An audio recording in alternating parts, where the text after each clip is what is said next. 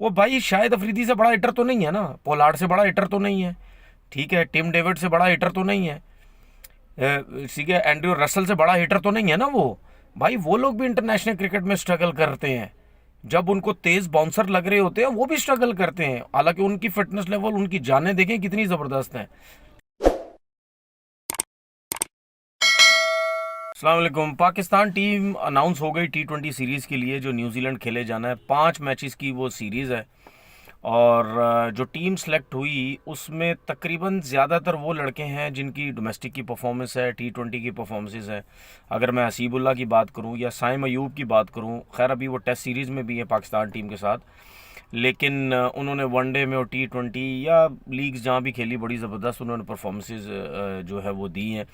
अब्बास अफरीदी की जो सिलेक्शन थी वो बड़ी ज़बरदस्त थी, वो बहुत अच्छी परफॉर्मेंसेस दे रहे थे। लास्ट सीज़न भी उन्होंने बहुत अच्छी PSL में परफॉर्मेंस दी थी, लेकिन वो सिलेक्ट नहीं हुए थे और काफ़ी उनके ऊपर बात हुई थी कि इस लड़के को सिलेक्ट नहीं किया जा रहा। अच्छी स्लोवन करते हैं, अच्छी यॉर्कर्स करते हैं, अच्छा पेस है, तो कामयाब हो सकते हैं वो T20 सीरीज़ में।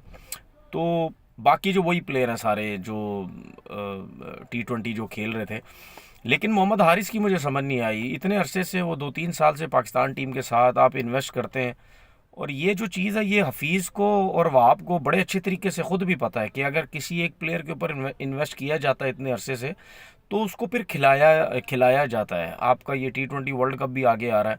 अब मुझे ये बताएं कि 5 मैचेस की सीरीज़ में आपने 3 विकेट कीपर डाल दिए, जिसमें रिजवान है, वो तो होता है टीम के साथ। हसीबुल्ला की जो सिलेक्शन है वो बहुत अच्छी हुई। आज़म खान की सिलेक्शन मुझे नहीं पता उनकी क्यों सिलेक्शन हुई है, क्योंकि उनकी तो फिटनेस ही नहीं है। मुझे लोग बार बार कहते हैं, ट्वीट करते हैं, आपको आज़म से क्या प्रॉब्लम है। भाई मुझे आज़म से कोई प्रॉब्लम नहीं है, वो बहुत अच्छी बैटिंग करता है, छक्के भी बड़े अच्छे लगाता है, लेकिन क्या इस फिटनेस के साथ आज़म खान जो है वो इंटरनेशनल लेवल पे परफॉर्म कर सकेगा? मेरा ये सवाल होता है। मैं उसके भले की बात करता हूं कि भाई आप अपनी फिटनेस बेहतर करो। अगर आप अपनी फिटनेस बेहतर करोगे, आपके रिफ्लेक्सेस थोड़े से तेज़ हो जाएंगे। उसके बाद आप इंटरनेशनल क्रिकेट में जो 140 के ऊपर फास्ट बॉलर्स होते हैं, बाउंसी पिचेस होती हैं, तेज़ बॉल आ रही होती है, उसको आप बड़ी आसानी से मार सकते हैं। लेकिन मसला ये है कि भाई ये जो इसकी आज़म की जो फिटनेस है, इंटरनेशनल लेवल पे वहाँ पे स्पिनर नहीं लगे होंगे इसके सामने। वो भाई शाहिद अफरीदी से बड़ा हिटर तो नहीं है ना, पोलार्ड से बड़ा हिटर तो नहीं है, ठीक है, टिम डेविड से बड़ा हिटर तो नहीं है, ठीक है, एंड्रयू रसल से बड़ा हिटर तो नहीं है ना वो। भाई वो लोग भी इंटरनेशनल क्रिकेट में स्ट्रगल करते हैं, जब उनको तेज बाउंसर लग रहे होते हैं वो भी स्ट्रगल करते हैं, हालांकि उनकी फिटनेस लेवल, उनकी जानें देखें कितनी ज़बरदस्त हैं। उनके बनिस्बत तो आज़म की हाइट बहुत छोटी है और वो हैवी भी है। जब उसको तेज़ बॉलें आएंगी उसको नहीं होगा। और दूसरी बात ये कि भाई इंटरनेशनल क्रिकेट में कोई हमारे जैसे स्पिनर नहीं लगे होते डोमेस्टिक क्रिकेट वाले, वहाँ के स्पिनर्स भी प्रॉब्लम डालेंगे आज़म को। एक आध उसने छक्का मारा, उसको प्रॉब्लम होनी ही होनी है। ये नहीं है कि इंटरनेशनल क्रिकेट में हम जो बात करते हैं जी स्ट्राइक रेट उसका बड़ा अच्छा है स्पिनर्स पे, तो इंटरनेशनल क्रिकेट में जाके वो बॉले फाड़ देगा, ऐसा नहीं होगा। सही है ना। दुनिया का बहुत बड़ा हिटर आया है क्रिस गेल, भाई उससे भी पूछो जाके कि किस तरीके से बैटिंग की जाती, कितनी मुश्किल से छक्के लगाए जाते हैं, आसान नहीं है। तो भाई मैं तो हमेशा यही बात करता रहूँगा कि कोई स्टैंडर्ड सेट होना चाहिए। PSL, club cricket, domestic cricket, ये तो ठीक है, इस वेट के साथ चल जाती है। मेरा सिर्फ सवाल अब ये है कि ये जो लोग जो है वो आज़म की इतनी तारीफ़ें क्रिकेटर्स करते हैं, क्या इन्होंने अपनी टाइम पे कभी भी ट्रेनिंग नहीं की? क्यों नहीं की?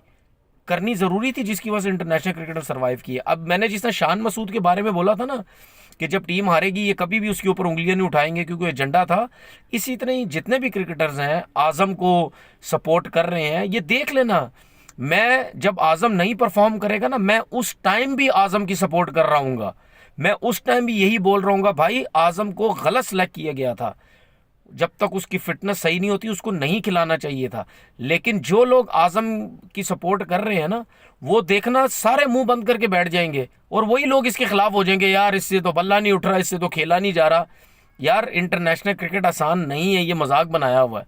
सही है, आप प्रेशर डाल के, डंडे लगवा के, बम्बू लगवा के लड़का आ जाता है टीम के अंदर, लेकिन मैं यही कहता हूँ भाई अगर हफीज़ साहब और वहाब आए, यार अगर आप भी कोई स्टैंडर्ड सेट नहीं कर रहे तो क्या फ़ायदा।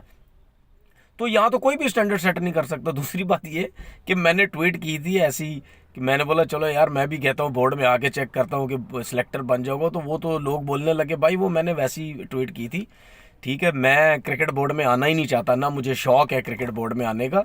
मैं रह के अपना साइड पे बहुत अच्छे तरीके से काम कर रहा हूँ, मैं बस वही करूँगा, मुझे शौक नहीं है बोर्ड में आने का।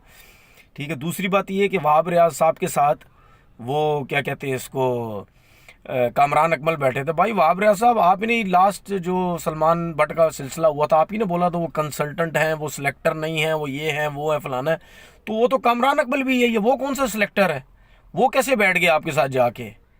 आपके आपके सिलेक्टर तो वो हैं, तौसीफ अहमद है, वजातुल्लाह वास्ती है, वसीम हैदर है, उनमें से किसी को होना चाहिए था। ये कामरान अकमल कैसे बैठ गया जाके?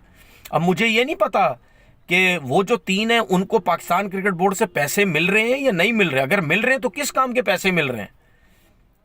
तो ये तो क्रिकेट बोर्ड तो बर्बाद करने आया हुआ है। इस क्रिकेट बोर्ड को तो इससे बड़ी बर्बादी तो कोई है नहीं। आपने कल देख लिया जो